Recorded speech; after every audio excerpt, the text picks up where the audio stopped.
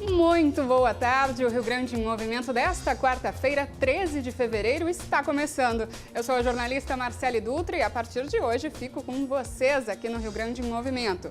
E no programa de hoje você vai ver: segurança, Polícia Civil Gaúcha prende 3 suspeitos de 4 homicídios cometidos em Pelotas desde dezembro do ano passado. Economia, Liquida Porto Alegre começa nesta sexta-feira com recorde de lojas participantes. Solidariedade, Banco de Leite da PUC pede ajuda. Nesta época, os estoques estão abaixo da média. E mais, o esporte e também a previsão do tempo. Fique conosco, o Rio Grande se conecta aqui.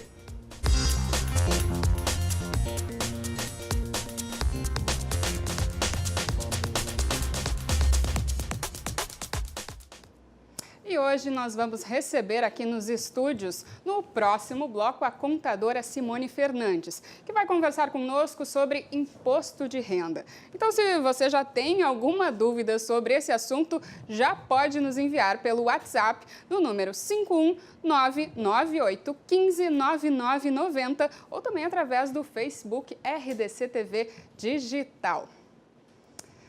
E olha...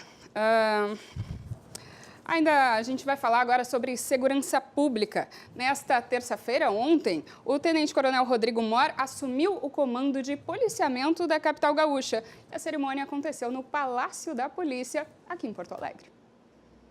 A linha de frente dos trabalhos será no combate ao tráfico de drogas, roubos a carros e pedestres aqui na capital. E agora, numa entrevista exclusiva, o tenente-coronel Mor vai falar um pouquinho pra gente sobre a linha de frente do trabalho, né, coronel? Que vai ser justamente no combate a roubo de veículos, ao tráfico de drogas. Como é que vai ser daqui pra frente?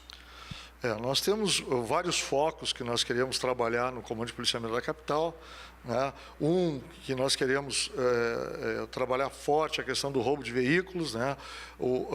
Principalmente pelo perigo que esse crime oferece à população, né? De um latrocínio, de um homicídio em decorrência do roubo de carro. Então, é um crime que nos preocupa muito e que nós vamos atacar diretamente, sendo um foco aqui do nosso trabalho, né? E a parte da inteligência vai fazer um papel muito importante, até mesmo no que diz respeito ao tráfico de drogas, aí, que seria, vamos dizer, aí, a raiz para vários outros crimes que são cometidos e justamente que aumentam esses índices de criminalidade em vários aspectos, né? Sim, o tráfico hoje movimenta praticamente todos os demais crimes, né? Então, é um trabalho que nós vamos também, com o trabalho de inteligência, com o trabalho de força policial, né? Em cima desses grupos de tráfico, né? E, obviamente, a gente precisa muito que a população se conscientize que o uso de drogas é que leva a esse aumento do poder do tráfico, né? Então, se a sociedade parar ou pelo menos diminuir o consumo de drogas ilícitas, certamente a violência vai cair. Mas, independente disso, nós vamos trabalhar de forma muito forte, operações e com informações de inteligência para poder manter esses grupos sob controle. Comandante, o senhor assumiu agora o seu cargo numa época em que ainda teremos carnaval, temos ali muita mobilização e movimento também na região da Cidade Baixa, por exemplo, em que temos aí um calendário já programado com festividades de rua. Como é que vai ser o trabalho da polícia também, principalmente na Cidade Baixa, que é uma região em que é muito questionada a questão de fiscalização, de a polícia estar presente, até por conta dos moradores que reclamam bastante ali, né? A Cidade Baixa, né, teve agora recentemente esse fato grave, né? O 9º Batalhão está fazendo todo um trabalho específico ali na João Alfredo e o CPC em todo o bairro, né, somente nos finais de semana. Vamos continuar com esse trabalho, né? Os eventos que são feitos pela cidade, né? Nós vamos apoiar com policiamento, vamos dar segurança para as pessoas que querem se divertir, né? E, obviamente, que vamos procurar ao máximo, né, que as pessoas possam se divertir, e as pessoas também têm que ter a consciência, né, de se divertir, mas, ao mesmo tempo, respeitar vizinhos, respeitar o próximo, né? Que eu acho que é fundamental. Se nós conseguirmos um bom nível de educação, certamente a polícia não vai precisar trabalhar tanto e nós teremos um ótimo carnaval. A cerimônia foi realizada no Palácio da Polícia, em Porto Alegre, e contou com a participação de autoridades da Segurança Pública Gaúcha. Traz uma notícia positiva para a área da segurança pública. Em um relatório divulgado pela Secretaria de Segurança Pública do Estado, os índices de crimes contra a vida diminuíram em janeiro deste ano, em comparação ao mesmo período do ano passado. Em todo o Rio Grande do Sul, o homicídio doloso caiu 9,4% se comparado janeiro de 2019 com o mesmo mês do ano passado. O latrocínio, que é o roubo seguido de morte, também registrou queda, de 12,5%. No estado, 16 índices foram analisados e todos tiveram redução. O número de furtos diminuiu 27,8%. Abigeato, 46,7%. Furto de veículos caiu 25,9%. Roubos, 21,4%. Roubo de veículos, roubo de banco, furto de comércio, roubo de usuário de transporte coletivo, roubo de profissionais de transporte coletivo, ameaça contra mulheres, lesão corporal contra mulheres e estupro de mulheres também diminuíram. E o Cruzando as Conversas debateu na noite desta terça-feira a corrupção.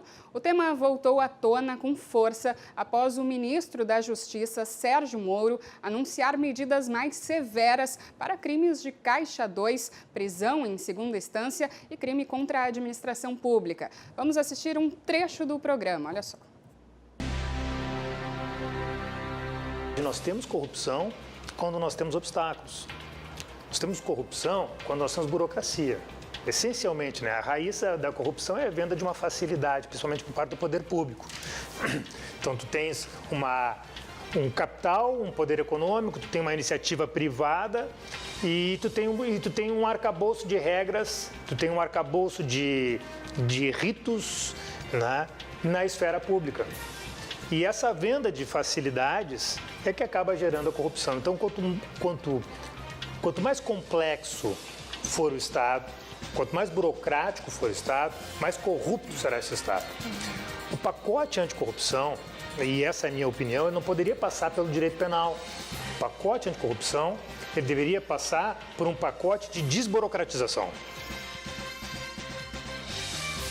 Esse projeto trazido agora pelo Ministério da Justiça, ele acaba reciclando, na verdade, alguns tópicos ali que foram propostos lá naquele pacote famoso das 10 medidas de combate à corrupção, que acabou sucumbindo no Congresso Nacional, né, entre 2016 e 2018. Para quem não lembra, esse pacote anticorrupção, ele foi um projeto de iniciativa popular, né, foi capitaneado pela Procuradoria da República em Curitiba, contou com mais de 2 milhões de assinaturas de cidadãos, foi ali propagado no auge da Lava Jato e mesmo assim sofreu lá no Congresso Nacional, né, porque já que na Câmara dos Deputados, dessas 10 medidas, apenas uma segue viva e ainda tem que ir para o Senado Federal para uma aprovação. Nós estamos já vivenciando nos últimos anos, várias iniciativas, várias investigações, vários processos, várias ações, várias demandas da própria sociedade no sentido de combater de uma forma mais eficaz esse grave problema que assola a nossa sociedade, que é a corrupção. E muito relacionado com a corrupção, a questão da impunidade nesta área. É uma área, de certa forma, inacessível. Pessoas poderosas, detentores de cargos no país, no Estado, enfim, nas mais diversas áreas da organização política da nossa nação, que se valiam desses cargos para cometerem crimes, para enriquecerem, para pensarem em si próprio e não no povo, na nossa sociedade. nós tínhamos um histórico de advocacia que respondia às ações judiciais que procuravam responsabilizar o poder público. Hoje em dia, a nossa missão, com o avanço da legislação, vem crescendo e nós podemos atuar junto com o Ministério Público, junto com as outras instituições e também acionar e tentar responsabilizar aqueles que, porventura, venham a dilapidar o patrimônio público. Então, nesse sentido, tem uma mudança no perfil também dos profissionais da administração pública. E no Cruzando as Conversas de hoje participam 5 vereadores aqui da capital. Eles vão discutir temas que estão em debate na Câmara Municipal. O Cruzando as Conversas vai ao ar às 10h30 da noite, com a apresentação, claro, do jornalista Ricardo Azeredo. E agora a gente fala de tempo aqui no Rio Grande em Movimento. Hoje o dia começou com temperaturas mais amenas em todo o estado por conta da instabilidade. A noite foi bem fresquinha, bom mesmo para dormir depois de tanto calorão. E hoje os termômetros devem ficar na casa dos 25 graus na maioria das regiões e uma massa de ar seco deve manter o tempo firme. Agora a previsão de 15 graus em São Leopoldo, a mínima, máxima de 25 graus. Em Erechim, friozinho de manhã, fez 9 graus e a máxima deverá ser de 20 graus. Em Bento Gonçalves, na Serra Gaúcha, 13 graus de mínima e máxima de 26 graus. Em Rio Grande, lá no sul do estado, 12 graus a mínima, máxima de 23 graus. E em Cruz Alta, mínima de 13 e máxima de 26. Agora a gente faz um rápido intervalo e já volta. Aqui em Porto Alegre faz 22 graus, então fique conosco porque a seguir nós vamos falar sobre imposto de renda. Então já pode mandar a sua pergunta. Já voltamos!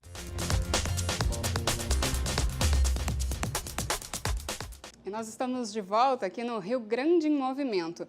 E agora a gente fala sobre um assunto que mexe no bolso do brasileiro. Todos os anos os trabalhadores têm que ficar atentos, claro, ao imposto de renda, que é sempre agora no começo do ano. Mas mesmo que seja anual, muita gente ainda tem muitas dúvidas sobre o imposto de renda, o que é, quem precisa fazer. E é por isso que a gente recebe agora a contadora Simone Fernandes. Muito boa tarde, Simone. Explica para nós um pouquinho o que é esse imposto de renda, por que ele é cobrado, digamos assim. Boa tarde. O imposto de renda, a gente declara nossos rendimentos, né? É obrigado a entregar a declaração acima de 28.559 rendimentos tributáveis. Os rendimentos isentos acima de 40 mil. Quem possui posses de imóveis, né, também acima de 300 mil, já é obrigado a declarar, né? É o nosso controle que o nosso governo tem sobre nós, né? Que a gente não gosta muito. Exatamente. E são muitas regras, na verdade, esse imposto de renda, né? E esse ano tem algumas novidades, né? Em relação a CPF, dependente. Explica para nós um pouquinho quais são as novidades deste ano para quem está em casa nos assistindo entender melhor. O ano passado, eles colocaram uns campos a mais na entrega de declarações, que eram opcional, já nos preparando para esse ano. Então, esse ano vai ter um pouquinho mais de trabalho, né? No caso, CPF não tem mais idade, colocou como dependente, precisa colocar e informar o CPF. Imóveis, né? Quem adquirir posses, né? Bens, precisa colocar data de aquisição, um histórico mais completo, né? Que antes não acontecia todas essas informações.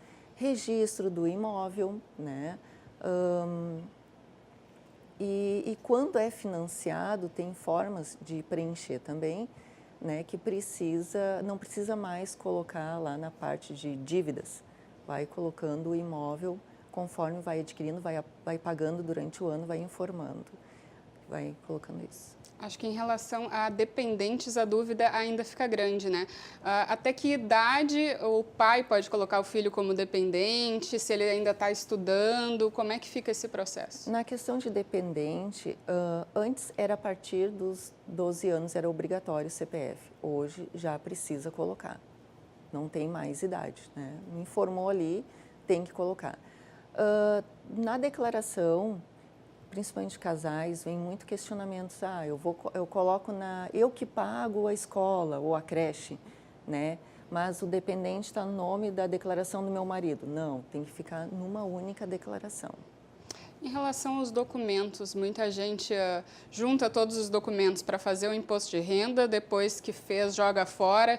Tem que guardar por quanto tempo? Por que isso? Sim, é importante guardar por 5 anos a documentação, porque a gente entrega a declaração, a Receita tem 5 anos para verificar.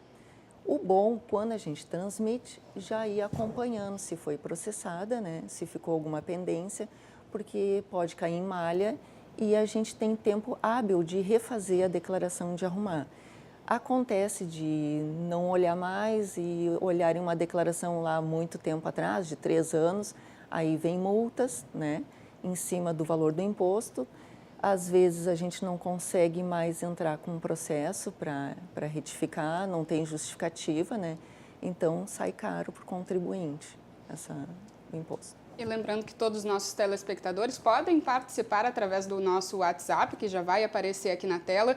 Inclusive, o Luciano Reis acabou de nos mandar um WhatsApp perguntando: é possível incluir curso de dependentes no exterior? Sim, só que tem que ser cursos profissionalizantes, né? Como tem muitas dúvidas, curso de idiomas, não pode. Tá? Tem que ser profissionalizantes, que vai usar no trabalho. Uhum. Isenção por doença. Quem está hospitalizado ou quem tem alguma doença mais grave, como é que funciona? Precisa também fazer imposto de renda? Alguém precisa fazer para essa pessoa ou não? Quando a pessoa já tem esses rendimentos que são tributáveis e tem uma doença grave, ela tem alguns benefícios de isenção. Aí tem que analisar cada caso de cada doença, né? Que tem alguns que é rendimento só da aposentadoria que pode deduzir, outras é completa, depende do tipo da doença. Tá certo. Lembrando que sonegação de imposto é crime, né? Quem sonega imposto, o que pode acontecer, quais são as multas? Na declaração, como eu sempre recomendo já olhar se caiu em malha, né? Às vezes é por falta de preenchimento completo na declaração, por falta de informação, falta de saber preencher, porque cada ano que passa está ficando mais complexo e muitos preenchem sozinhos, né? Sim. Então, já aconteceu o caso de declaração, a pessoa colocar como dependente e o dependente ele trabalha, mesmo que o salário seja um valor baixo, ele tem uma carteira assinada, né, CLT. Então, não colocou na declaração, já cai em malha, vai receber a diferença do imposto a pagar. Nessa situação, poderia fazer declarações separadas ou não colocar, né? Então, ali já vai pagar 75% de multa, né? Agora, um outro telespectador nos mandou uma mensagem aqui, é a Terezinha Garcia, que ela tem 84 anos, perguntando até que idade que precisa declarar. Acima de 70 anos, né, já tem que... O que tem que cuidar é a previdência da aposentadoria quando tem imposto de renda. Aí precisa ser declarado. Sempre que tiver imposto de renda tem que declarar. O governo já dá um benefício de uma redução, que tu coloca na isenção, mas tem que cuidar isso aí também. Voltando a falar sobre documentos, as pessoas vão guardando, mas quem não vai guardando e daí chega na hora de fazer o imposto de renda, o que tem que procurar, o que tem que ir atrás, que papéis são esses, tem que ir nos bancos para pedir ali algo em relação ao imposto de renda, como é que é? O informe de rendimentos a gente já pede no banco, quem faz acesso pela internet consegue imprimir pela internet, né? Então, o que eu recomendo? Já ir guardando toda a documentação, deixa uma caixinha separada, foi no médico, né, pagou particular, já pede lá um comprovante, né, do recibo de pagamento. O do banco é agora que começa a ser liberado. Então, já pede todas as informações, toda a documentação, se faz a declaração, imprime, deixa guardado por 5 anos, né, porque estando toda a documentação ali junto, quando tem que apresentar na Receita Federal, não vai ser uma questão que vai ser questionado, vai ser várias. Eles vão olhar outras coisas e aí é melhor tu levar toda ela completa, que depois de 4 anos, 3 anos, não vai achar mais, né? Se não tiver uma boa organização. E cada vez mais a fiscalização da Receita, né, está detalhando mais, querem mais informações, então está cada vez mais complexa a declaração do imposto de renda. Tá certo. E no final desse mês a Receita já libera o programa, né, para começar a ser baixado. E é importante que as pessoas já comecem realmente a baixar esse programa, porque muita gente deixa lá para o prazo final e daí o site não está funcionando, o programa não está funcionando, né? O problema é conseguir a documentação a tempo hábil, né, para a entrega da declaração. Ainda acontece do pessoal começar a olhar a documentação lá pelo dia 10 de abril, né? Nós, contadores, sofremos muito, né? Que horas de sono acaba, então a gente trabalha direto nas declarações. Então, o que eu recomendo? Já em março, já começar a separar, porque essa parte do patrimônio que a gente tem que informar lá, data de aquisição, registro, que mais que tem? O IPTU, tem que informar o número, veículo, Renavan. Então, esses detalhes ninguém dava muita importância, né? Agora é obrigatório. Pois é, senão pode cair na malha fina, né? Explica um pouquinho o que é essa malha fina, que todo mundo diz, né? Que é um bicho de 7 cabeças. E depois, se tu cai na malha fina, o que precisa fazer depois? O que a Receita informa? Eles colocam, né, à disposição pela internet que tu caiu em malha. Então, a gente tem que verificar. No diário oficial, que são poucos que vão olhar, né? Então, a gente tem que acompanhar. Quando cai em malha, melhor coisa é agendar na Receita Federal, separar toda a documentação e ir lá apresentar, que é aquela data de apresentação da documentação, porque tu tem um prazo, né? Então, aquela data, dentro do prazo, tu consegue ainda reverter a situação. Às vezes foi por uma informação que não esteja completa na declaração, né? Por um detalhe que não sabia, então corre esse risco e as multas são bem altas da Receita, principalmente quando é desse próprio ano, é do ano, 2 anos atrás, então já vai corrigindo ao juros Selic, que é um juros bem alto, né, no mês a mês, então vai doer no bolso do contribuinte. E se a pessoa acha que não precisa fazer esse imposto de renda, acaba não fazendo, mas na verdade precisaria, o que acontece com essa pessoa no próximo? Ela vai pagar alguma multa? Como é que é? É assim, ó, o que eu já encontrei lá no escritório, tá? A pessoa não entrega a declaração porque não tem retenção do imposto de renda, só teve uma retenção lá no recibo de férias, que seja lá R$10, R$15, já está obrigado a entregar a declaração. E muitos ficam sem entregar por não saber disso, né? Então, esse é um dos casos. O que a gente acaba deduzindo? Educação e saúde são os maiores, né? Digamos assim. Os dependentes, né? Os filhos. Despesa médica, os recibos. Despesa de escolaridade. Curso de idiomas não pode, vem muita pergunta sobre isso, né? Não pode. Cursos só profissionalizantes. Seria isso que eu lembro. E despesa médica também não pode ser cirurgia plástica, né? Isso não entra. Não pode. As mulheradas iam gostar muito. A mulherada ia gostar. Não pode. Tem que ser despesa médica referente à saúde mesmo, né? Tá, certo. Agora a gente acabou de receber outra pergunta aqui do Humberto Silveira. Tem um apartamento em conjunto com a minha esposa. Como declarar? Essa é uma questão bem comum. Comprou em conjunto, os dois declaram. Ou coloca numa única declaração o valor total e dizendo o CPF do cônjuge, o nome, né, que tantos por cento, 50% é dela, ou já coloca dividido nas duas declarações, 50 para cada um, né, se for 50 também, né. Sim. E conforme vai pagando, já vai informando ali cada ano o valor que pagou, né. Eu já vi declarações que informaram o valor total do bem. Não, se é financiado, já vai colocando que deu entrada X, aquela entrada mais as prestações daquele ano. No próximo ano, repete aquele saldo que já pagou até o momento, mais 12 parcelas das prestações. E assim vai colocando.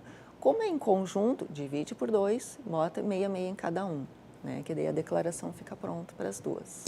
Bom, e muita gente acaba tendo que pagar e muita gente também acaba recebendo de volta, né? Essas pessoas que recebem de volta, o que acontece? Da restituição, o valor, sim, paga durante o ano no montante com as deduções, tem casos que conseguem uma recuperação do valor, nunca é 100%, tá? É uma média ali de 70% do valor, conforme as despesas, número de filhos, despesas médicas. Outra coisa que tem que cuidar de despesas médicas, eu tive alguns casos de a pessoa se hospitalizar, um gasto particular altíssimo, com certeza vai, por mais que esteja tudo correto, vai cair em malha, tá? Então, a parte de restituição, isso afeta muito. O que está colocando de despesa? Tem que comprovar, tá ok, vai receber aquele valor na conta corrente, alterou a conta corrente, vai receber no próximo ano, fechou a conta corrente, já deixa atualizar na Receita Federal, porque senão não entra o valor para eles, né? E quem entrega essa declaração antes também acaba recebendo essa restituição antes, né? Como é que funciona isso? Sim, conforme vai entregando, tem a prioridade, né, das pessoas idosas, né, casos de doenças, e vai numa sequência de lotes, né? Da restituição tem 2 tipos, né? Com as deduções, que sempre tem que avaliar. Faz a simplificada, que o governo já dá um desconto ali de 20%, né? Já dá um desconto para ou recebe restituição maior ali nos 20%, quando não tem muitas deduções, ou nas próprias deduções. Daí tu avalia qual dos 2 é o mais apropriado. E quem não sabe fazer ou tem algumas dúvidas, tem os profissionais, né? Para serem contratados, os contadores. Fala um pouquinho dessa importância de fazer tudo certinho. Fazer com um profissional é muito melhor do que fazer em casa. Eu noto que o prejuízo para o contribuinte é maior quando tenta fazer em casa. Porque antes não era tão visado o imposto de renda pela Receita. Com essa era de tecnologia, né, então estão cruzando informações, né, e com isso vão questionando, e se não fechar o cruzamento das informações, a pessoa não souber preencher corretamente, com certeza vai ter que procurar um profissional para resolver. Talvez o custo seja maior, porque daí tem que ir na Receita, entrar com um processo de impugnação, alguma coisa assim.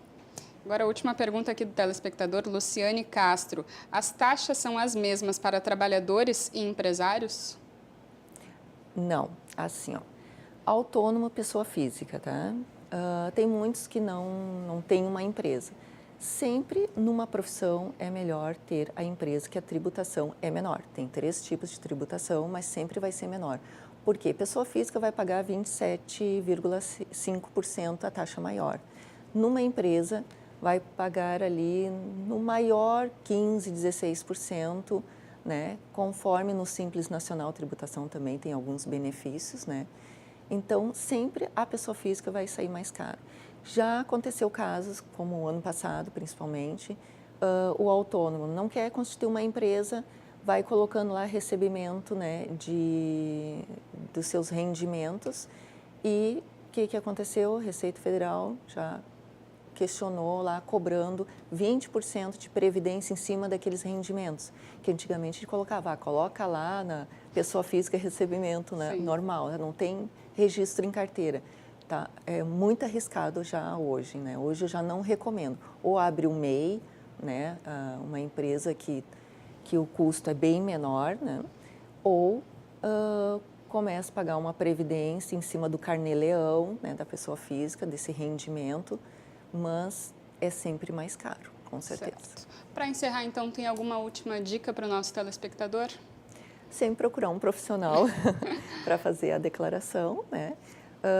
Porque o risco é muito grande, né? O cruzamento de informações está cada vez maior, tanto para a pessoa física como para a pessoa jurídica, né? Então, essa era a tecnologia, só está nos facilitando.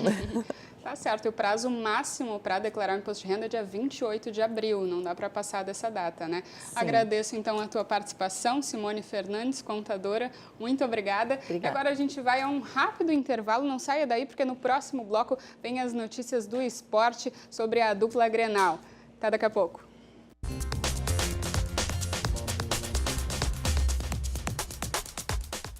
Voltamos agora com o Rio Grande em Movimento e João Batista Filho já está aqui nos estúdios para nos contar um pouquinho sobre futebol, sobre a dupla Grenal. Boa tarde, JB. Tudo bem? Boa tarde, grande abraço para todo mundo que está nos assistindo. E claro que a gente tem que falar com o torcedor do Grêmio, você que está nos assistindo, e óbvio, deve estar ou muito empolgado, talvez uma pequena parcela não gostou, mas é o Diego Tardelli, o dono das manchetes do Tricolor nos últimos dias e ainda mais agora com a confirmação de que ele está contratado. 33 anos, chega com uma pequena modificação daquele contrato inicial, vai assinar ou já assinou um pré-contrato, agora passando nos exames, chega hoje à tarde o Diego Tardelli, daqui um pouquinho no aeroporto Salgado Filho, às 1h30 da tarde, o Diego Tardelli vai assinar por 3 anos com o Grêmio, um contrato corrido direto, salário na casa de R$1 milhão mensais. É um investimento alto, mas esse, na realidade a gente fala o salário, mas é o custo do jogador, tem luvas, premiações, bonificações, aluguel de passe porque ele estava livre na China, é o grande reforço que o Renato queria para o ataque. Pode jogar tanto na ponta direita, ponta esquerda, centralizado, atrás do centroavante e até como um camisa 9, que era como ele estava jogando na China, onde, aliás, fez sua melhor temporada em 2018. Marcou 20 gols, levou o time dele à final da Copa da China, não foi campeão, é verdade, mas fez uma grande temporada e chega com moral, chega num alto nível. Embora o futebol chinês não seja tão acompanhado pelos brasileiros, ele tem sim um bom nível, tem sim boa qualidade e para o Brasil ele chega muito bem, o Diego Tardelli. É óbvio que vai ter que entrar aí nessa equipe do técnico Renato Portaluppi. Equipe do Renato que já se reapresentou, já voltou aos trabalhos para a partida do final de semana sem o Renato. E quem nos traz as informações do Tricolor é o repórter Guilherme Paz. Depois da conquista da Recopa Gaúcha no último final de semana, a equipe do Grêmio que venceu a Avenida por 6-0, eles se reapresentaram aqui no CT Presidente Luiz Carvalho. Os titulares ficaram na academia, na fisioterapia, fazendo um trabalho regenerativo, enquanto os outros jogadores vieram a campo fazer um trabalho físico. No próximo jogo, diante o Brasil de Pelotas, o Grêmio terá um novo comandante, Vitor Hugo, o auxiliar técnico que vai substituir Renato Portaluppi. O Renato, que ontem à noite participou de um programa esportivo no Rio de Janeiro e conseguiu liberação para ficar até sexta-feira por lá. Na sexta-feira, ele, junto com seu auxiliar técnico, Alexandre Mendes, que viaja na quinta-feira de Porto Alegre para o Rio, vão participar do curso da CBF, o Licença A de Treinadores de Futebol. O curso acontece do dia 15 de fevereiro ao dia 25 de fevereiro, uma segunda-feira, mesma data do confronto entre Grêmio e Veranópolis na Arena. Renato Portaluppi chegará a tempo e estará no comando do jogo. E sobre esse início de temporada, quem conversou conosco foi o goleiro Paulo Vitor. Ele que na tarde de hoje aqui no CT teve a companhia de Marcelo Groy nos vestiários. Marcelo que operou o punho e está na cidade de Porto Alegre para realizar os primeiros tratamentos. Primeiro, acho que a gente está tornando as coisas a nosso favor, né? Não vou dizer fácil porque não existe jogo fácil. A não ser que você torne ele um jogo mais tranquilo para você. Eu acho que se deve muito ao trabalho, ao que o professor passa para a gente. Como a gente disse, o Grêmio ele formou jogadores campeões. Você pode ver o elenco aí, se você for ver. São jogadores acostumados à vitória, a levantar caneco. Então, esse é o pensamento nosso sempre. A gente sabe que isso nem sempre é possível, mas a gente vai estar sempre buscando. Eu estive com ele hoje aqui. Ele estava hoje aqui com a gente. Então, Marcelo é um cara sensacional. Eu já admirava muito na minha época da gente jogando contra o Flamengo. E pude esse prazer de trabalhar junto com ele. É uma pessoa maravilhosa que eu acho que a gente tem que tirar o chapéu por tudo o que ele passou no Grêmio e como ele saiu como ídolo. Então isso aí foi construído por ele, então a gente tem que dar esse mérito a ele. Muito legal, né, que o Marcelo Groy foi visitar os antigos companheiros do Grêmio. Ele passou por um procedimento cirúrgico no punho na Espanha, depois de ter se lesionado novamente lá no seu começo no Al Ittihad da Arábia Saudita. Agora veio ver os companheiros e o Grêmio vai se renovando. Saiu o Marcelo, aliviou um pouquinho a folha. O Grêmio também libera o Jael, o Alberto Guerra, diretor de futebol, do Grêmio. Não é executivo, ele não é remunerado, é um cara abnegado, trabalha pelo clube. O Alberto Guerra, ele confirmou no seu Twitter que o Jael está de fora, está saindo. Depois o Jael também postou uma mensagem de despedida para o torcedor. E assim o Grêmio vai compondo, liberando alguns jogadores e também reduzindo a folha para o Diego Tardelli. Nesse modelo de negócio, a gente conhece muito bem o presidente Romildo, que é um cara acima da média nessa questão de organizar finanças, estruturas, principalmente fora dos gramados, embora no gramado ele também tenha dado muito certo. O presidente Romildo fez um baita negócio, não há como negar, foi uma bela aquisição do Grêmio, Diego Tardelli, que pode mudar o tricolor de patamar. Quem está tentando se organizar, mudar um pouquinho de patamar, brigar por títulos definitivamente nesta temporada é o Internacional. E tem um jogador que surpreendeu todo mundo. Eu te confesso que fiquei surpreso, não achei que ele pudesse fazer tanto em tão pouco, que é Pedro Lucas. A gente vai acompanhar agora nessa matéria do Pedro Oliveira. Depois de um pouco mais de um mês no grupo profissional colorado, Pedro Lucas já marcou seu primeiro gol com a camisa do Internacional. Está encantando a torcida. Eu fico feliz pelo apoio da torcida. A torcida está sempre lembrando de mim, sempre me apoiando. Há tempos, desde o ano passado na base, há anos já eles vêm me apoiando. Fico muito feliz com isso. Em pouco tempo, o garoto já está pedindo a sua vaga no time titular, em disputa com Santiago Trellis. Pedro já tomou vantagem. Acho que no momento que tu faz parte do elenco profissional do Inter, tu tem que estar sempre te preparando, se for para entrar como titular, se for para ser reserva. Até porque a gente não trabalha com essa nomenclatura. Isso é só um nome, que é titular e reserva, que é todo mundo um grupo só, todo mundo é importante, tanto que foi provado isso no jogo, que quem saiu do banco conseguiu também continuar a qualidade do time que estava jogando. 6 gols feitos em 6 partidas disputadas. Este foi o número do Internacional neste início de campeonato gaúcho. O jovem Pedro Lucas, junto de Nico Lopes, foram os únicos a marcar gols, sendo atacantes do Internacional. Para o garoto Pedro Lucas, esse número é favorável, mas para o resto do ataque do Internacional, esse número não é nada agradável. Eu fico muito feliz por isso, mas eu consegui fazer o gol, consegui marcar por conta da ajuda dos companheiros, a grande jogada do Neilton. Eu acho que todo mundo tem uma função muito importante. Às vezes, o ataque muitas vezes é cobrado por não fazer gols ou por fazer gols. Pedro pretende ser ídolo do Colorado e já tem até inspiração para este feito. Sempre falo aqui que eu gosto muito do Fernandão, gostava muito de olhar ele jogar. Eu não consegui assistir ele pessoalmente no estádio várias vezes, poucas vezes foram as que eu consegui olhar, mas bastante vídeos eu vi, bastante gols. Já adaptado, que o garoto quer marcar muitos gols com a camisa do Inter, que nem Fernandão. Eu achei muito interessante essa passagem do Pedro Lucas, que é menino, nasceu em 98, gente. Ele não conseguiu ver bem o Fernandão, não como atleta de futebol, era uma criança, torcia para o Inter, acompanhava os jogos no estádio com os pais e, claro, todo mundo admirava o Fernandão pelo grande jogador que era e, posteriormente, já jogador de futebol, o Pedro Lucas teve a oportunidade de ver vídeos, analisar posicionamento, como é que ele pode melhorar. E tem um detalhe curioso, no ano passado ele trabalhou com o Yarley. O Yarley, ele é funcionário das categorias de base do Inter e, além de fazer um papel de dirigente, ele também vai para o campo e ajuda. O Yarley, pelo que eu sei e pelo que o Pedro Lucas já nos contou, ele ajudava na proteção da bola, de como é que ele pode melhorar essa questão de centroavante ou até na finalização, e contou bastidores, muitos bastidores, de como era o Fernandão no vestiário do Internacional, até para o Pedro Lucas se inspirar. Então acho que está muito bem de ídolo, está muito bem de inspiração e muito bem começando essa temporada, porque ninguém imaginava que são 3 jogos apenas, é muito pouco, com perdão do muito pouco, né, que é quase uma situação conflitante, mas olha, o que nós temos do Trellis e o que nós temos do Pedro Lucas indicam que o Pedro Lucas está melhor e é uma boa, porque o torcedor colorado está merecendo que bons jogadores das suas categorias de base surjam e tenham lugar no espaço do time principal colorado. Tá certo, Lilian? Muito Marcele, obrigada. Não tem problema. Muito obrigada, JB. Agora a gente vai a um breve intervalo. Agora faz 24 graus aqui em Porto Alegre. Não saia daí, porque no próximo bloco a gente vai falar sobre podas de árvores aqui em Porto Alegre. Então, até logo.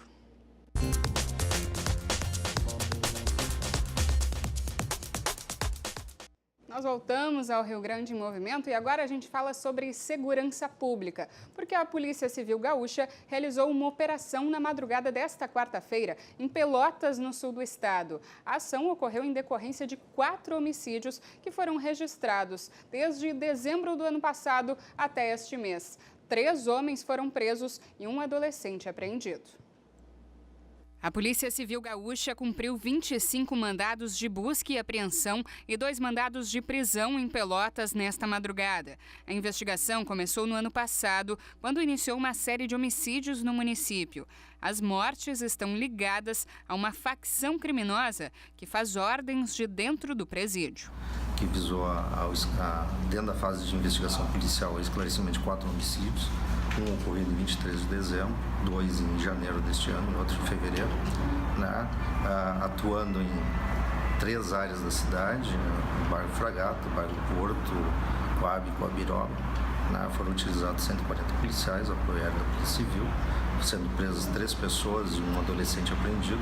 Durante a ação, diversos celulares foram apreendidos, além de uma arma de fogo. 2 criminosos seguem foragidos. Qualquer informação pode ser repassada através do número 181. E agora, atenção mamães. O banco de leite do Hospital São Lucas da PUC aqui em Porto Alegre está com os estoques abaixo da média e precisa de doações de leite materno. Para se ter uma ideia, um pote de leite materno pode alimentar até 10 recém-nascidos em apenas um dia. Então, quem puder fazer esse ato de solidariedade, ajude. Mulheres que estejam amamentando e que produzem leite em excesso podem comparecer ao Hospital São Lucas, na PUC, que fica na Avenida Ipiranga, número 6.690, no 5º andar. O horário de atendimento é das 7 horas da manhã ao meio-dia e ainda da 1 hora da tarde até às 19 horas. Todo o leite coletado é destinado aos bebês internados na UTI neonatal, em casos em que as mães não produzem quantidade suficiente de leite ou que, por outras questões de saúde, não podem amamentá-los. E a diretoria da Santa Casa de Misericórdia de Porto Alegre esteve aqui nos estúdios da RDC para conhecer um pouco mais a emissora. Confira. Os médicos Dr. Alfredo Englert, provedor da Santa Casa, e Dr. Júlio Flávio Dornelles de Matos, diretor-geral da unidade, estiveram na emissora nesta tarde de terça-feira para conhecer os estúdios da RDC TV. Exatamente, vamos ter, acho, um grande apoio deles e nós o apoiaremos no sentido de mostrar a Santa Casa via RDC, porque nós queremos também dar as notícias de coisas boas do Rio Grande que acontecem, ainda mais no momento de crise que estamos, mas vamos sair e é evidente que vocês, formadores de opinião, fazem muito para que a gente saia assim desse momento de tristeza, mas já estamos saindo e a Santa Casa sempre faz o seu trabalho de misericórdia. De acordo com o diretor da Santa Casa, a unidade filantrópica conta com mais de 1.100 leitos, realiza mais de 780 mil consultas por ano e mais de 6 milhões de procedimentos em serviços de diagnósticos e tratamentos para a população do estado. A Santa Casa tem investido cada vez mais em tecnologias para a área da saúde, para expandir os seus trabalhos e oferecer um melhor serviço de saúde aos gaúchos. A área da medicina é uma área que exige necessidades permanentes de investimentos em tecnologias. E nós temos aqui, com o apoio da sociedade, que nos ajuda importantemente através dos projetos que desenvolvemos, uma Santa Casa absolutamente atualizada em termos tecnológicos, procurando sempre, na dimensão maior, a qualidade e a segurança na execução do processo assistencial. E começa já nesta sexta-feira a 23ª edição do Liquida Porto Alegre. O evento este ano vai contar com mais de 4.500 lojas, um recorde para essa época de promoções. O lançamento da Liquida Porto Alegre deste ano contou com a apresentação do material promocional do evento, sempre liderado pelo mascote Furaquito. Fevereiro tem a maior queda no movimento do comércio em relação ao resto do ano, o que chega a 15,3% menos do que os outros meses. Com isso, o evento acaba sendo uma forma de incentivar a oferta de produtos por parte dos lojistas e, claro, o volume de compras do consumidor. O gaúcho, o porto-alegrense, tem o hábito de tirar férias no verão, então a cidade esvazia muito. E com essa finalidade de assegurar vendas no varejo, nós criamos há 23 anos atrás o Liquida Porto Alegre. Para a direção da Câmara de Dirigentes Lojistas de Porto Alegre, o cenário econômico está mais positivo para 2019. Hoje não só o porto-alegrense consome aqui, nós temos hoje as 14 principais cidades aqui no entorno de Porto Alegre que vêm, as pessoas vêm lá de São Leopoldo, vêm lá de Novo Hamburgo, que acreditam e sabem, se programam, vêm para Porto Alegre aproveitar para comprar comprar aquela sua geladeira nova, fazer o seu rancho. E uma das novidades deste ano é a Estação Liquida, que vai oferecer consultas ao CPF, atividades de entretenimento e distribuir brindes. O veículo vai passar por 15 bairros da capital em 17 pontos. Como o comércio de Porto Alegre é muito grande e nós já conseguimos uma quantidade enorme de lojistas, nós precisamos contratar com aqueles que a gente não conhece ainda e que não nos conhece. As promoções, que chegam até 70% de desconto, ocorrem de 15 a 25 de fevereiro. 4.500 lojistas já estão cadastrados, o que representa quase 1/3 do total de Porto Alegre. A Liquida Porto Alegre tem papel muito importante em manter aqui a economia local se movimentando, circulando, gerando emprego, gerando renda. E ontem o prefeito Nelson Marquesan Júnior, ele sancionou uma lei. Essa lei permite que os moradores aqui da capital possam contratar profissionais para podar árvores aqui em Porto Alegre sem auxílio da prefeitura. E esse projeto de lei é do vereador Moisés Barbosa, que já está aqui conosco no estúdio. Muito boa tarde. Vereador, explica para nós como é que vai funcionar a partir de agora para a pessoa que está em casa, tem aquela árvore no pátio que já quer cortar há muito tempo, como é que ela pode fazer?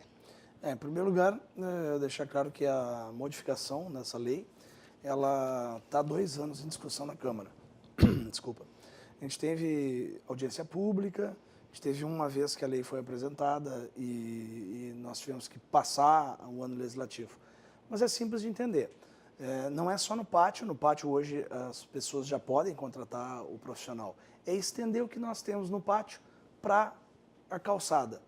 O contribuinte, ele é, certamente, todos sabem, fiscalizado e onerado pela responsabilidade que ele tem na sua calçada.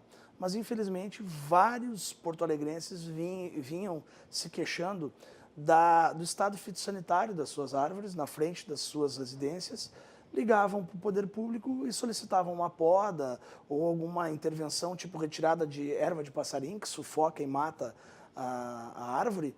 E, infelizmente, o poder público passava 1 mês, 2 meses, 6 meses, 1 ano, tivemos conhecimento de casos de 5 anos, e as árvores caíam em cima de seus imóveis.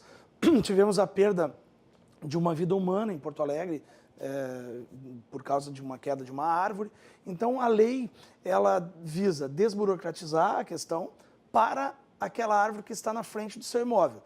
Então, o cidadão que fizer hoje o pedido e não tiver em 2 meses esse pedido negado ou atendido, ele poderá, se tiver condições e quiser contratar um profissional qualificado. Essa lei, tem que deixar muito claro isso, eu agradeço aqui a vocês, porque um veículo de imprensa, de comunicação, dá o espaço, as pessoas não vão poder subir nas árvores com serrote, motosserra, não.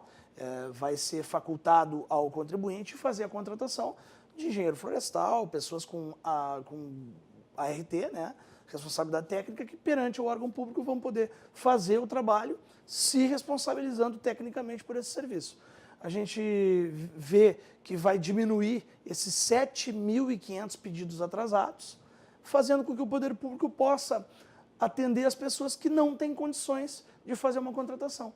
Mas Porto Alegre deixa de ser um pouco a terra do não podestão, e o que a gente quer é cuidar e salvar as árvores, porque podas com responsabilidade técnica bem feitas protegem as nossas árvores. Temos 1 milhão de árvores por porto-alegrense. A gente quer, inclusive, que essas árvores sejam mais cuidadas.